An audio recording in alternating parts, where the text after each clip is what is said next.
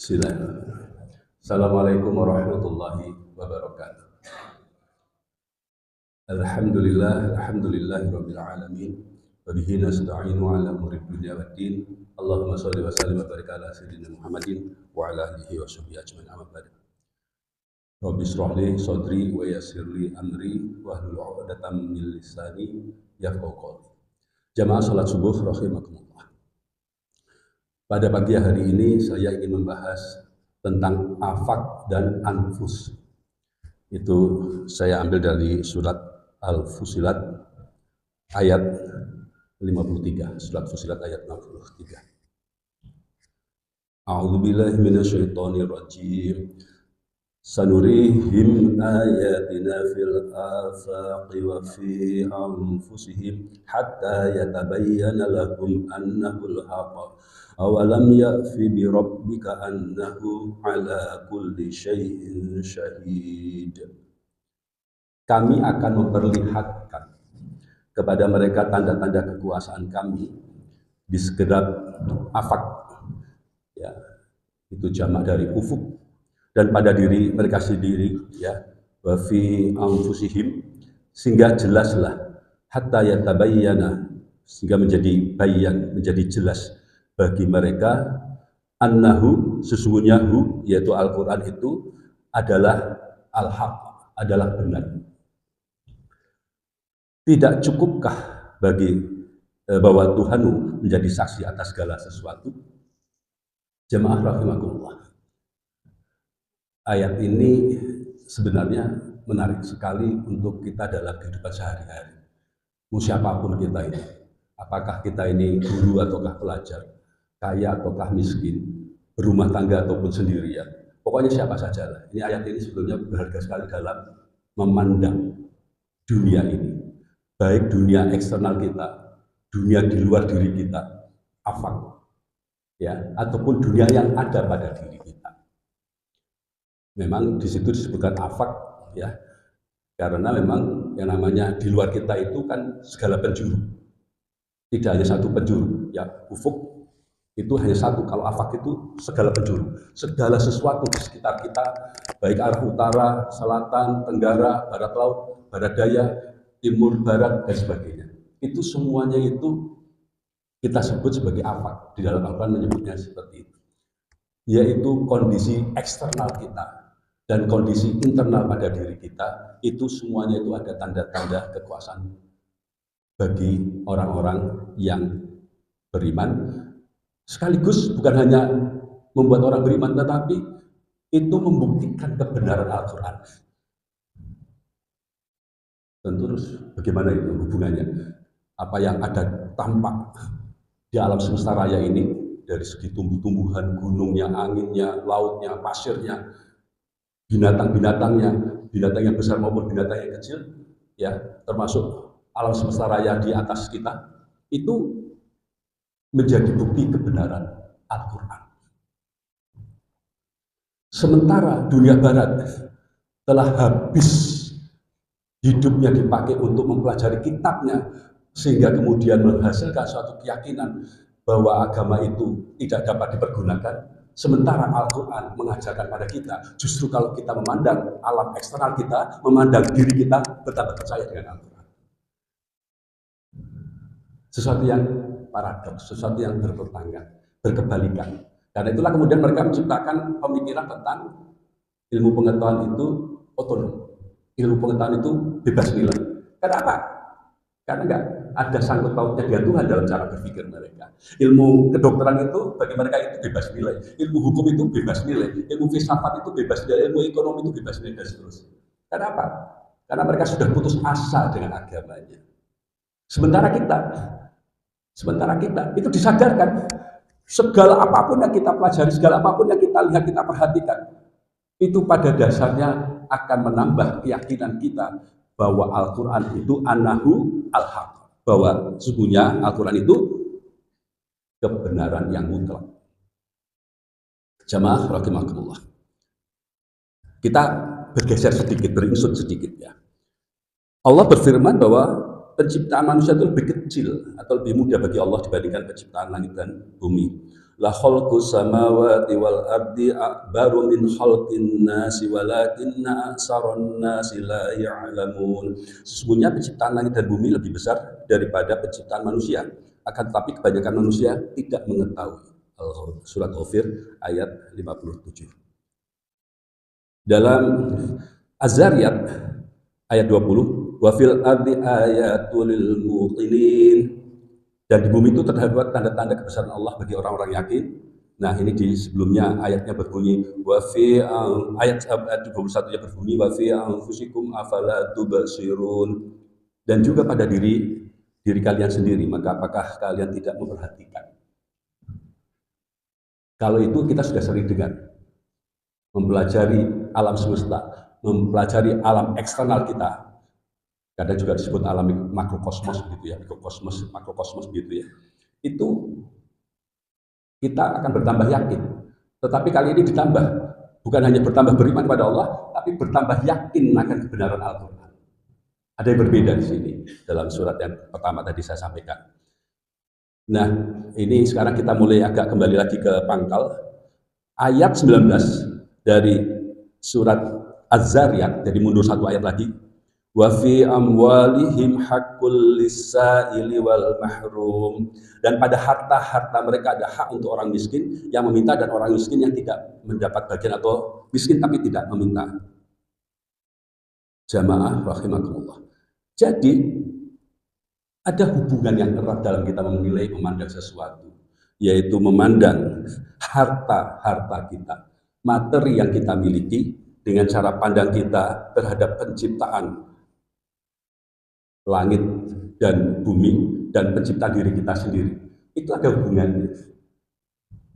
Kita itu diajarkan oleh Allah memandang eksternal kita, termasuk harta kita itu tidak semata-mata sebagai materi yang terlepas dari ilahiyah, dari ketuhanan. Tetapi harus memandangnya dari aspek ketuhanan, seperti kita memandang bagaimana asal-muasal penciptaan alam semesta raya, termasuk wafi anfus, termasuk diri kalian sendiri. Itu ada hubungannya. Ini yang membedakan kita, ini yang memisahkan kita dengan dunia barat. Dunia barat itu memisahkan antara materi dengan imateri, yang present, yang hadir dengan yang ghaib. Mereka memisahkan itu. Sehingga bagi orang-orang yang belajar ilmu barat, dia akan melihat yang namanya terbukti secara ilmiah itu hanya bila bisa dibuktikan secara materi, yaitu adanya proses yang sifatnya uji coba. Yang nggak bisa diuji coba, ya tidak ilmiah, ya harus ditinggalkan. Itu cara berpikirnya begitu, nggak ilmiah. Nah, kita nggak memandangnya seperti itu. Kita tidak memandang harta yang kita terima seperti matematika seperti itu. Kalau ilmiah seperti itu mestinya ya kalau orang yang bekerja paling banyak habis waktunya dalam sehari dia bekerja itu katakanlah dari 24 jam dia pakai 20 jam untuk bekerja, mestinya dia lebih kaya. Orang yang berilmu, kalau harusnya orang yang berilmu itu dia itu harusnya dapat rezeki lebih banyak, maka profesor-profesor itu baik profesor tambal sulap ataupun profesor beneran gitu ya, mestinya lebih kaya dia. Kalau misalnya karena kekuatan fisik begitu ya kan, maka orang-orang yang fisiknya kuat begitu, mestinya dia lebih kaya daripada yang invalid. Tapi kan tidak seperti itu faktanya. Dari itu saja sudah membuktikan hukum material yang dibayangkan, yang diciptakan oleh dunia barat itu tidak tepat, tidak benar. Jamaah rahimakumullah. Nah, kembali ke pangkal dari masalah yang kita bahas tadi itu. Dengan demikian, dalam kita memandang harta kita, memandang materi yang kita miliki, harus ada di samping kesadaran sosial, ada kesadaran spiritual. Dalam segala hal kemudian kita akan jadi seperti itu. Sehingga kemudian apa? Sehingga kemudian kita itu melihat apa yang ada di eksternal kita, di luar kita, dengan apa yang ada pada diri kita itu dengan manhaj yang benar, dengan cara pandang yang tepat. Kalau tidak, nanti kita itu akan kecewa saja hidup ini. Yang kaya akan kecewa, yang miskin lebih kecewa lagi. Itu seperti itu. Mengapa demikian? Karena cara pandangnya tidak tepat. Cara pandang yang tepat itu yang seperti apa? Dari pertama kali Al-Quran diturunkan, itu sudah mengajarkan cara pandang. Bagaimana kita memandang segala sesuatu itu sudah diajarkan. Ya, nah itulah kemudian kita itu diajari Iqra. Ini mungkin pernah saya sampaikan juga di sini.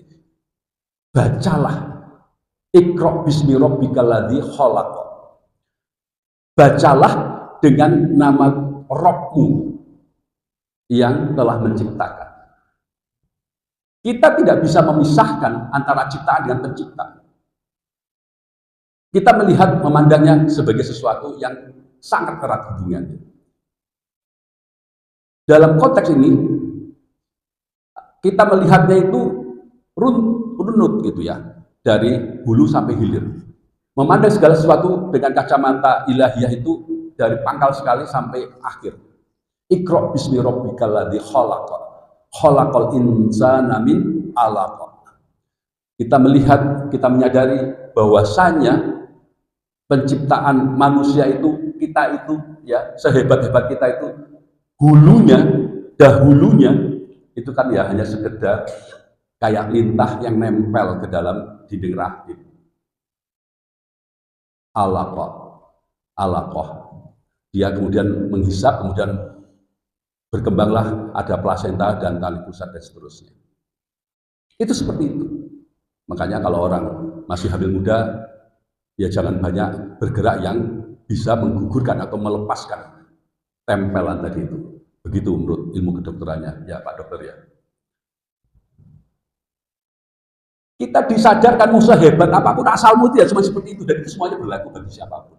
Asal kalian tuh ya lemah, hanya nempel gitu doang gitu. Hulunya itu seperti itu. Kemudian apa? Iqra wa rabbukal akram. Bacalah atas nama Tuhanmu yang akram, yang maha mulia. Ilmu itu harus memuliakan Allah. Semakin berilmu itu semakin memuliakan Allah. Nggak bisa tidak. Ketika tidak, lah kok ada yang tidak? Ketika tidak, itu pasti orang-orang yang keliru dalam berilmu. Pasti kemudian dia menjadi orang-orang yang cilaka, sengsara, nestapa dengan ilmunya. Alladzi 'allama bil qalam, 'allamal insana ma lam ya'lam.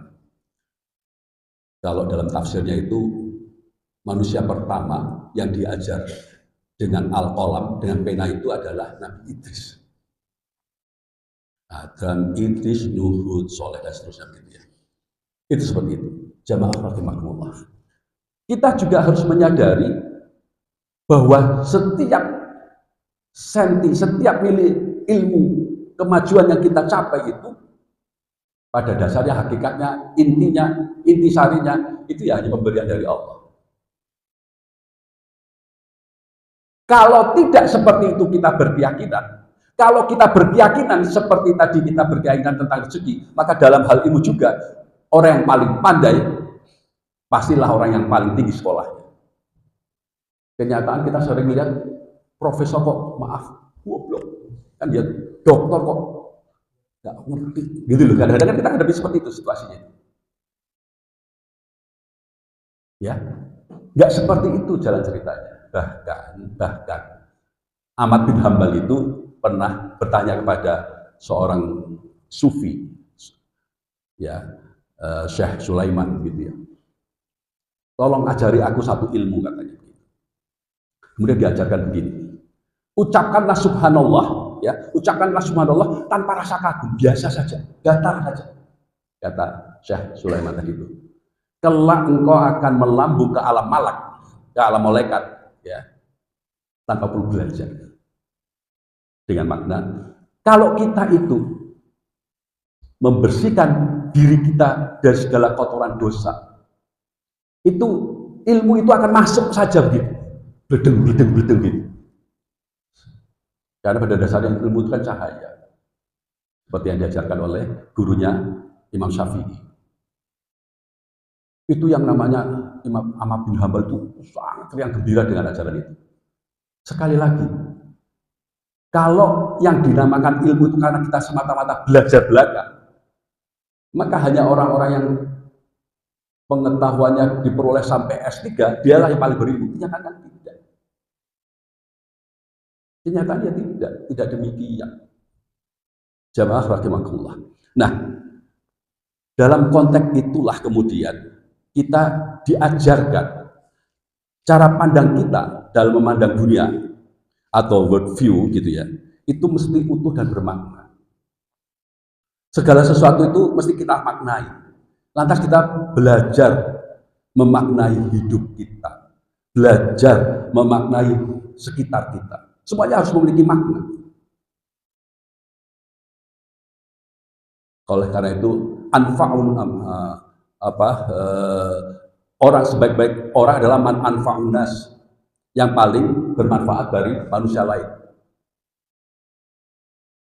Khairukum man ta'allamal Qur'an wa 'allamah, kan gitu. Sebaik-baik kalian adalah yang belajar Al-Qur'an dan mengajarkannya.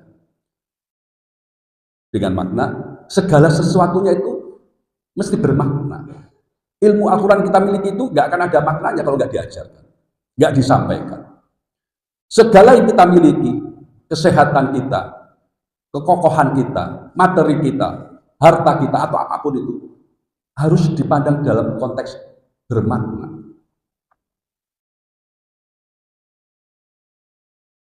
Apapun yang kita miliki yang tidak memiliki makna dalam artian manfaat bagi orang lain, itu menjadi sia-sia, menjadi gak ada artinya.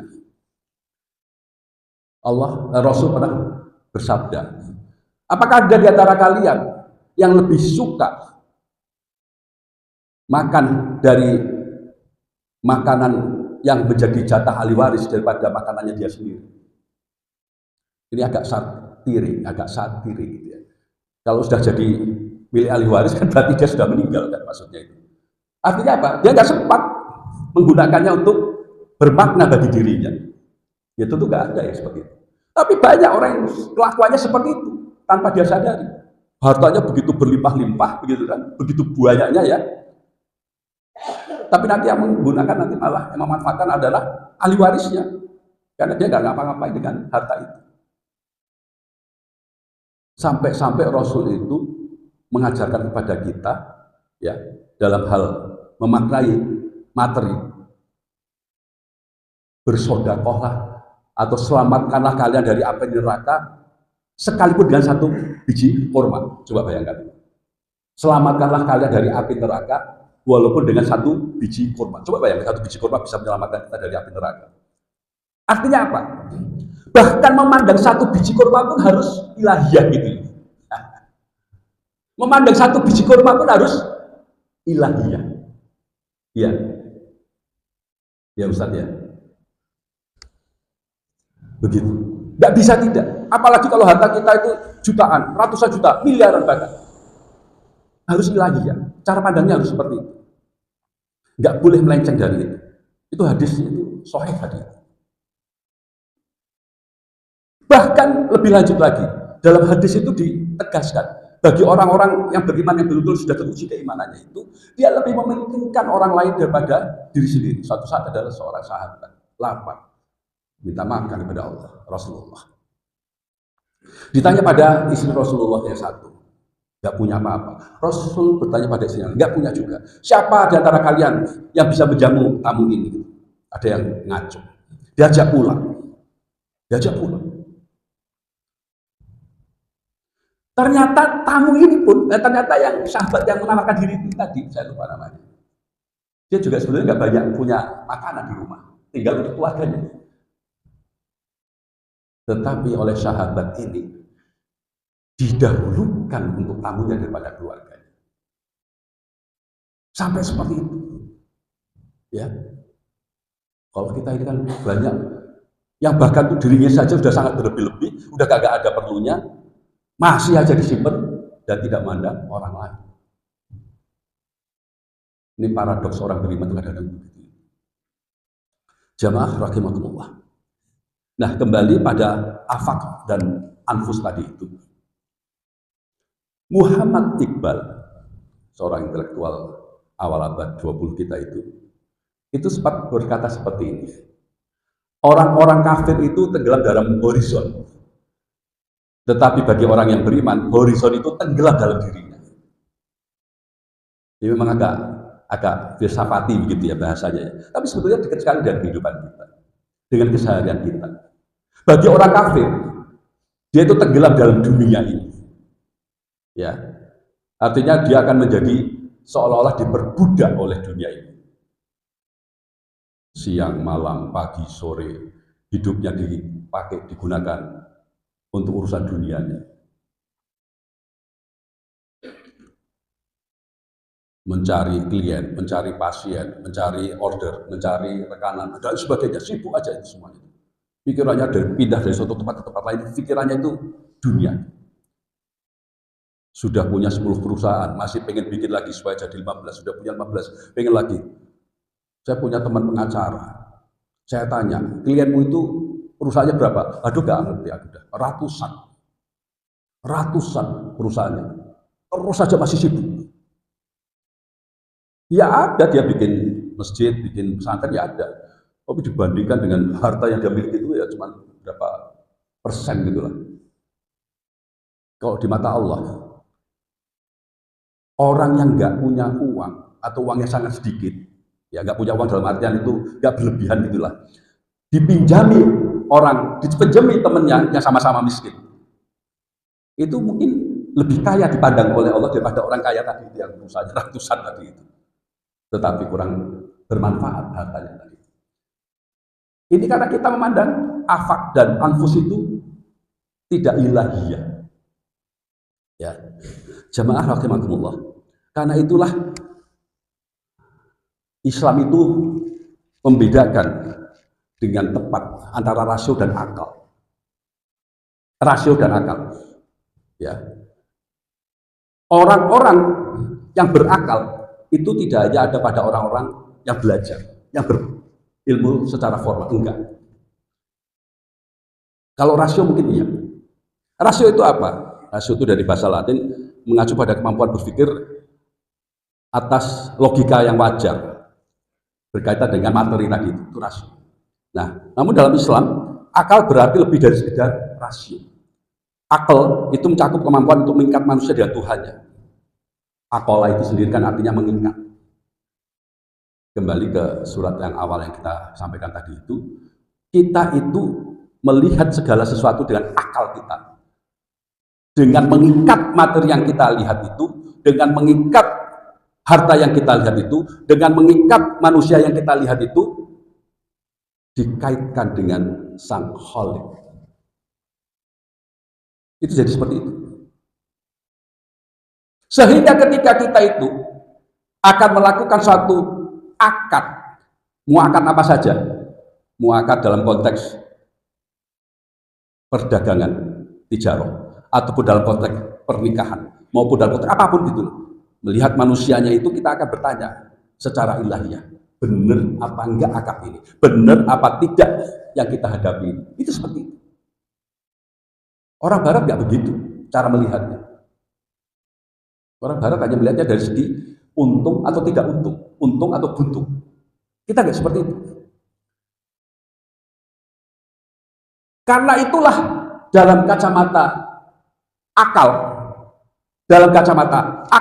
ya, yang halal bisa tidak layak digunakan.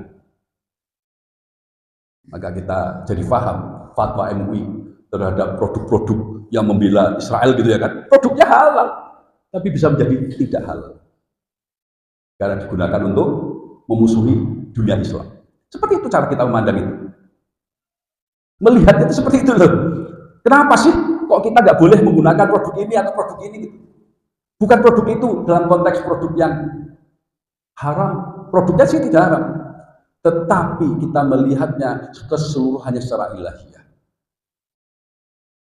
Worldview kita itu ilahiyah. Cara pandang dunia kita itu ilahiyah. Itulah akal, mengikat bagi kita. Saya terus terang itu kadang-kadang, ya kalau kagum ya nggak habis-habis kagumnya. Alif lam mim dzalikal kitabul la raiba fi hudal lil muttaqin alladzina yu'minuna bil ghaib dan seterusnya. Yang pertama kali itu beriman kepada yang ghaib, kepada Sang Khalik duluan. Kita beriman dulu itu ya kepada Sang Khalik duluan. Terus nanti dengan akal itu diikat dengan worldview kita bahwa itu semua merupakan pengaruh kekuasaan dari Sang Khalik. Dengan cara memahami seperti ini, jamaah rahimakumullah, maka kita sadar betul, maka kita menjadi ngerti betul. Qulillahumma malikal mulki tu'til mulka man tasya wa tanziul mulka mimman tasya wa tu'izzu man tasya wa tudhillu man tasya dan seterusnya itu. Tidak ada satu apapun, urusan apapun yang tidak ada keterlibatannya. Tidak ada itu. Tidak ada yang terlewat dari keterlibatannya. Makanya yang dinamakan kursi Allah itu seluas langit dan bumi. Karena memang tidak ada satu mili atau apa ya, satu atom pun, saya nggak tahu bahasanya untuk sesuatu benda yang paling kecil. Satu ruang atom pun gitu ya, yang tidak ada keterlibatan Allah di situ, nggak ada. Semua itu dalam keterlibatannya. Sehingga Allah menyebutkan dirinya lebih dekat dengan urat lehernya begitu. Kalau dalam anatomi tubuh kita itu, setiap sel darah kita itu ada keterlibatan Allah itu. Mati ataupun tambah sel darah itu ada keterlibatan Allah itu. Setiap pigmen kita itu ada keterlibatan Allah itu. Enggak ada yang tidak. Karena kursinya meliputi langit dan bumi. Begitu cara kita melihatnya itu. Sehingga kalau ada orang putus asa, ya, kalau ada orang putus asa, itu pasti kronis. Pasti kronis, artinya sudah berjalan panjang.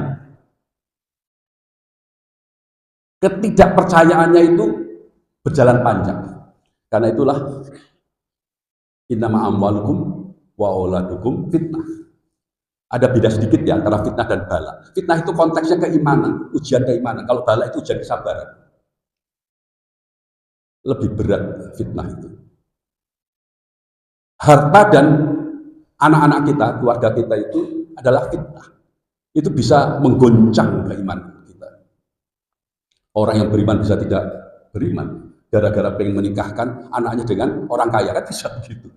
Orang yang dulunya beriman bisa buka kerudung gara-gara pengen menikah dengan sultan, kan gitu, salah sekali. Ya, harta itu ujian keimanan, fitnah. Beda dengan bala.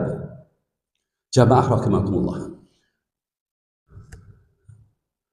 Ada hal ini kita maka lantas mengenal istilah yang namanya qanaah. Kepuasan dan apa yang dimiliki dan zuhud. Kita itu tidak terikat dengan dunia. Ya. Ini yang dimaksudkan dengan yang disampaikan oleh Muhammad Iqbal tadi itu. Orang kafir itu tenggelam dalam horizon karena dia terikat dengan dunia. Dia betul-betul hidupnya itu pontang-panting untuk urusan dunia.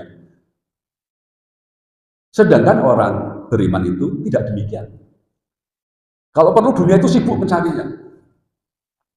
Orang yang beriman itu orangnya kan amanah, orangnya kan jujur, orangnya kan serius gitu ya. Orangnya itu kan menepati janji. Orang seperti ini dalam dunia sekarang ini itu merupakan orang dengan komoditi tertinggi.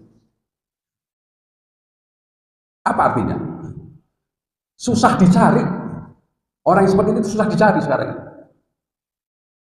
Sehingga merupakan komoditi tinggi. Ya. Lah orang-orang Islam itu mestinya seperti itu.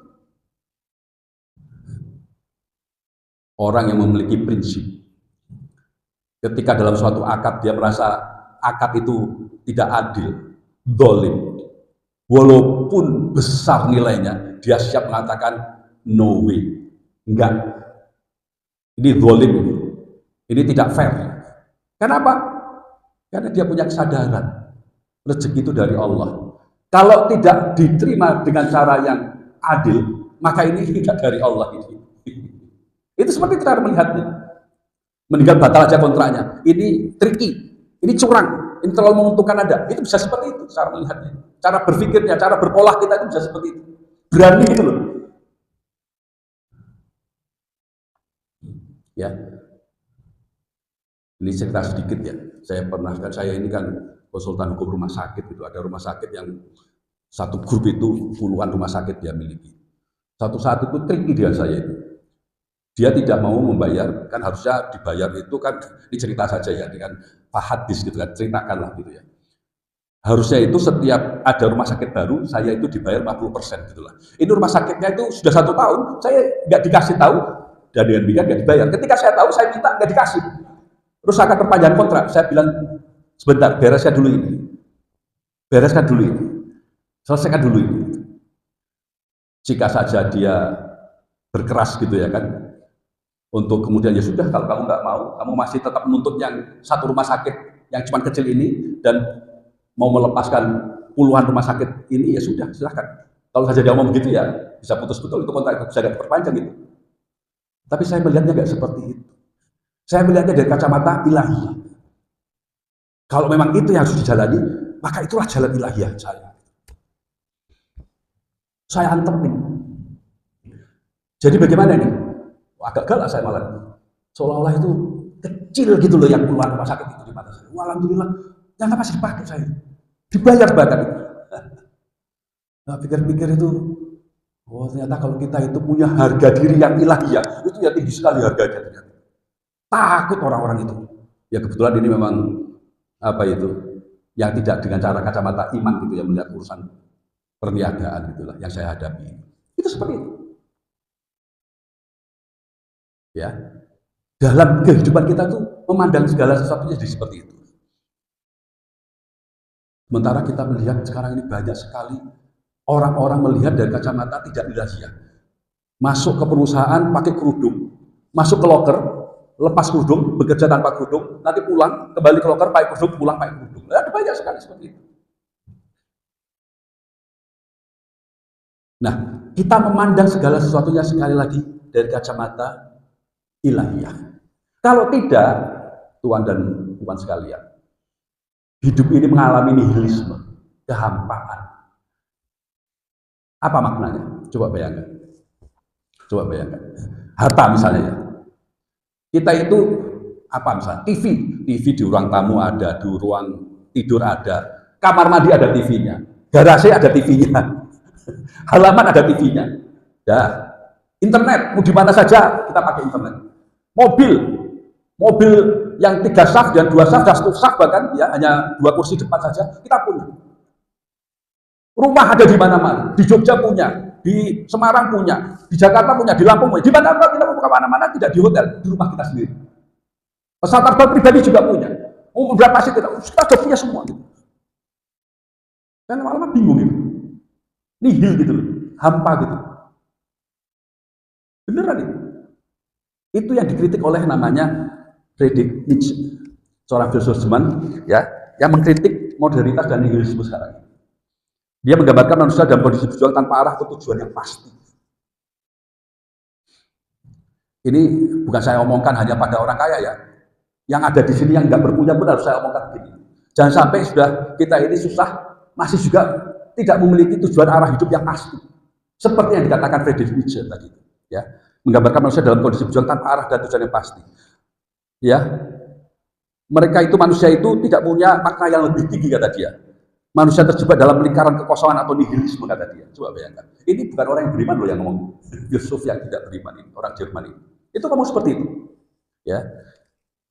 Atau yang dikatakan Albert Camus ya.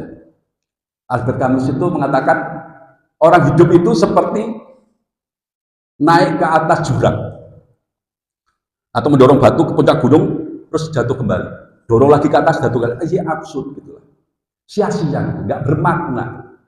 Ini yang menjadi inti dari pengajian kita pagi ini. Hidup itu harus bermakna. Kalau nggak seperti tadi itu nihilisme atau absurd, konyol, seperti orang naik bawa batu ke atas terus turun, naik lagi turun lagi, gitu doang.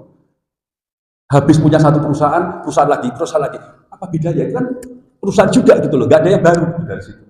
Terus kalau udah ratusan, terus untuk apa? Alhaakumut takasur. Karena itu lahun, karena berbanyak-banyak harta. So what gitu loh. Apa maknanya bagi kita? Harta yang melebihi yang kita pakai itu kan terus jadi nganggur tuh, idle kan, nganggur. Terus maknanya apa kalau nganggur? Karena itulah ada konsep zakat supaya harta yang nganggur itu gitu ya, supaya harta yang nganggur itu memiliki makna ilahiyah. Disadarkan kita itu.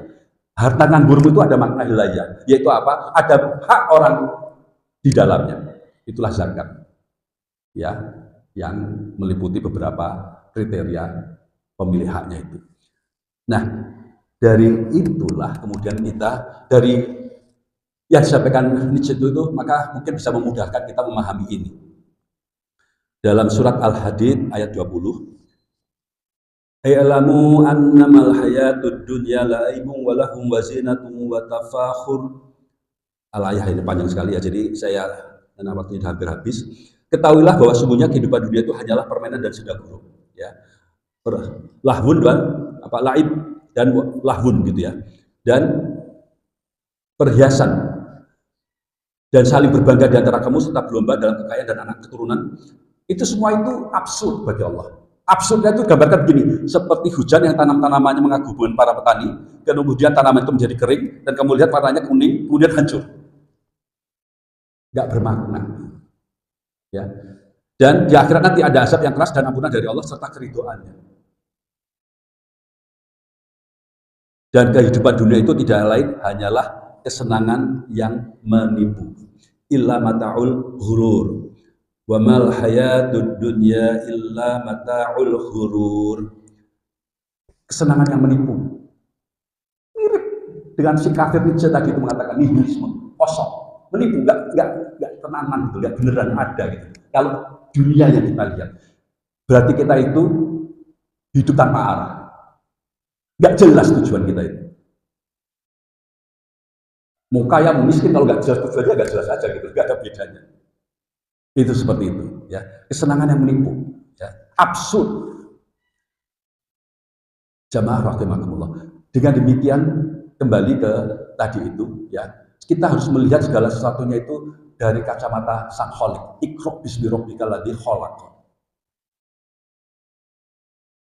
Selanjutnya, lawan dari cara berpikir begitu adalah kalla innal insana la yagha ara'a hustadna. Janganlah kamu gitu. Sekali-kali janganlah kamu menjadi manusia ya yang layak yang toho. Karena apa? Yang melampaui batas. Karena apa? Ara'a hustadna. Karena melihat dirinya itu self-sufficient, merasa sudah cukup. Ya. Ibnu Mas'ud mengatakan ada dua orang yang tidak akan pernah merasa berkecupan. Man tolibul ilm dan tolibul dunya. Orang yang mengejar ilmu dan mengejar dunia. Oh, tidak bisa. Itu seperti itu. Nah, dalam konteks ayat ini, itu orang yang mengejar dunia, yang membuat dia lantas tidak bisa membaca dunia ini dari kacamata Sang Khalik. Dia bahkan bukan hanya tidak bisa membaca dunia ini dari kacamata Sang Khalik, bahkan dia berusaha mencegahnya. Seperti usaha Abu Jahal mencegah Nabi Muhammad SAW ketika akan sholat. Ya, mau merusak sholatnya Nabi dengan mau menjatuhi kotoran yang kemudian dia terhenti. Itulah asbabun nuzul dari ayat ini kan. Kemudian terhenti si Abu Jahal ini karena apa? Dia melihat tiba-tiba ada sosok yang sangat menakutkan dia gitu. Dia terus ingsut mundur gitu. Ditolong oleh malaikat Rasulullah. Jamaah rahimakumullah. Demikian juga dalam kehidupan kita ini. Bukan hanya orang-orang yang tidak beriman, kadang-kadang orang-orang yang beriman pun ikut-ikutan menghalang-halangi orang dalam menjalankan hidupnya dengan kacamata ilahiyah. Bahkan orang yang alim, sangat paham Al-Quran, sangat paham syariat, ada juga yang melakukan hal itu. Dia cara hidupnya itu tidak iqra bismi rabb, tetapi iqra bismi yang lain. Bismi kebersamaan, bismi keseragaman. Maka dalam waktu paski braka semua tidak boleh menggunakan jilbab. Wah, gitu jadinya. Padahal profesor syariat itu cara pandangnya, memandang urusan gitulah. Ya. Harusnya ya seperti tadi itu, dalam akad tadi itu. Oh kalau nggak boleh ya baik, makasih saya pulang ke daerah saya. Mesti juga begitu. Ini walaupun udah lama kejadiannya, tapi saya kira sebagai satu contoh itu aktual. Dalam konteks itulah makanya ad-dinu nasihah. Agama itu nasihat. Percuma beragama kalau tidak menjadi faktor pengubah kebaikan pada diri kita. Percuma. Ya.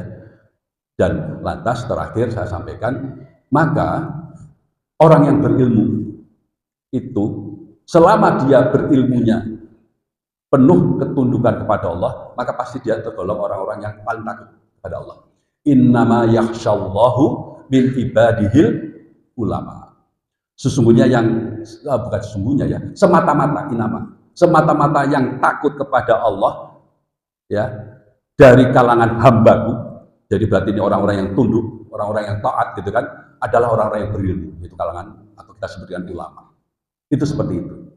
Karena apa? Karena keilmuannya digunakan dengan cara pandang akal, bukan semata-mata rasional. Apa itu artinya? Yaitu dia melihat segala sesuatunya itu dari kacamata antara khalik dan makhluk, antara yang gaib dan yang hadir, yang natural dan supranatural. Itu diikat semuanya, itu dilihat dari keseluruhan secara utuh, tidak dilihat dari parsialnya kotak-kotak seperti kotak dunia semata-mata, tapi dia dunia wal akhirah dan seterusnya. Itu seperti itu. Semoga yang sedikit ini bermanfaat setidak-tidaknya bagi yang menyampaikan, dan semoga bisa menjadi nasihat bagi kita sekalian. Ada pertanyaan? Alhamdulillah tidak ada, sudah jelas semuanya. Silakan, mungkin dari ibu-ibu mungkin ada yang bertanya, Bu.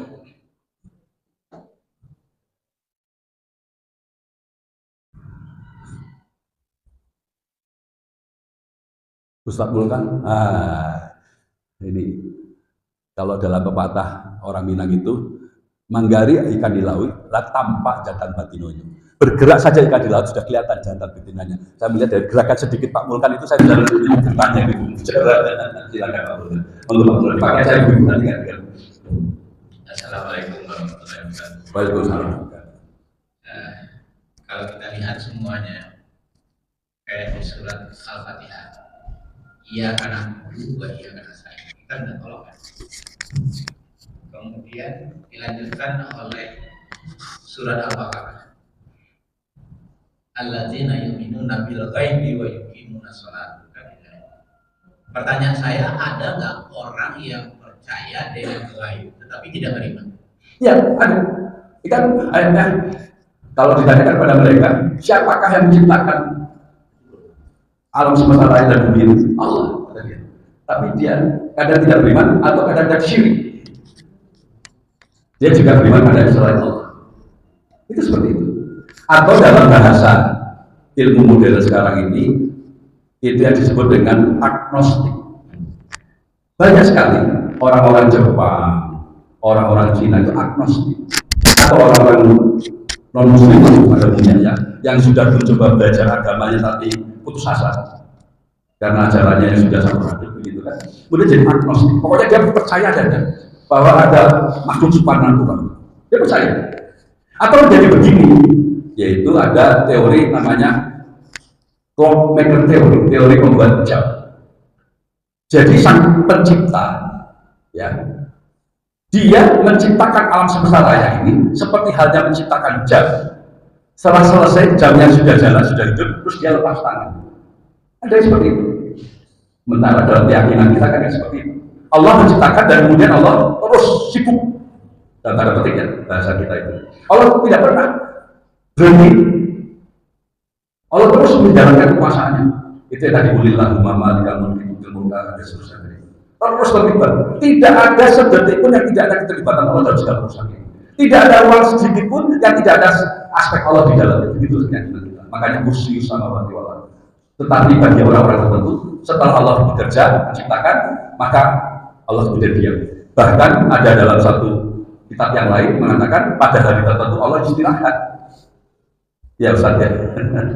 Pada hari tertentu Allah dalam kitab yang lain istirahat. Kayak manusia itu. leha-leha gitu. Dalam kita tidak ada begitu. Begitu sih. Karena di dalam Al-Quran itu kalau kita baca selalu amanu bil ghaib. Jadi beriman dulu baru percaya kepada yang lain. Ya, beriman pada itu makanya dibukanya alif lam mim dzalika kitabul la raiba fihi hudal lil muttaqin. Ya muttaqin itu ya tentu akar akarnya dulu itu adalah iman pada yang lain. Tetapi tidak berarti kemudian sudah beriman kepada gaib, kemudian dia lantas beriman dalam artian yang berikutnya belum tentu. Dia hanya iman saja, percaya saja. Makanya itu namanya bertakwa. Dasarnya iman, tapi beriman belum tentu bertakwa kan. Saya kasih contoh pernah itu orang percaya gitu ya.